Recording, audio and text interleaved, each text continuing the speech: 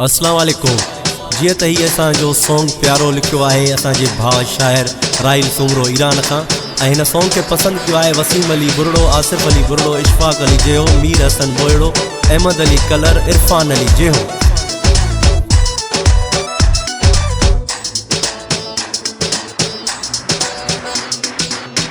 है दुख्या गुजारा थो जानिए सिवाय परदेस में। है दुख्या गुजारा थो जानिए सिवाय परदेस में। रोई रात्यों मां घारा थो जानिए सिवाय परदेस में। है दुख्या गुजारा थो जानिए सिवाय परदेस में। रोई रात्यों मां घारा थो जानिए सिवाय परदेस में। है दुख्या गुजारा थो जानिए सिवाय परदेस में।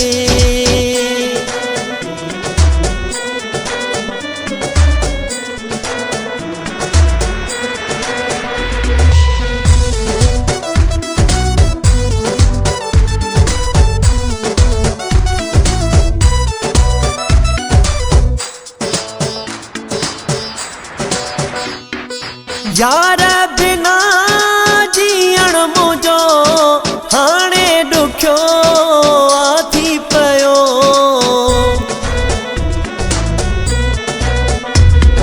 यार बिना जीअण मुझो हाणे दुख्यो थी पयो। पंहिंजो न कंहिंखे भाया थो जानिए सिवाय परदेस में। रोई रात्यों मां घारा थो जानिए सिवाय परदेस में। है दुख्या गुजारा थो जानिए सिवाय परदेस में। जानिए सिवाय परदेस में।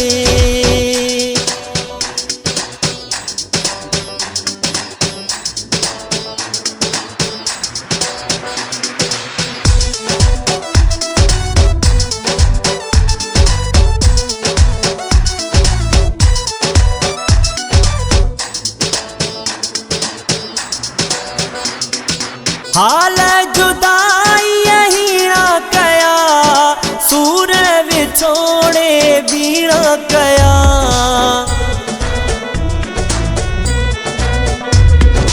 हाल जुदाई हीरा कया सूर विछोड़े बीड़ा कया। जिगर जेरा जलाया थो जानिए सिवाय परदेस में। रोई रात्यों मां घारा थो जानिए सिवाय परदेस में। है दुख्या गुजारा थो जानिए सिवाय परदेस में। जानिए सिवाय परदेस में।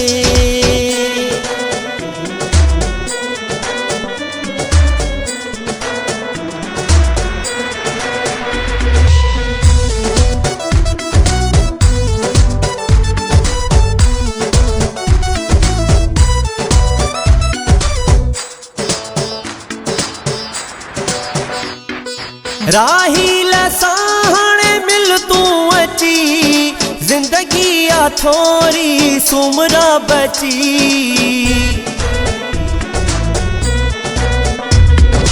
राहिल साहणे मिल तू अची जिंदगी आ थोरी सुमरा बची। अकेलो प्यो सदाया थो जानिए सिवाय परदेस में। रोई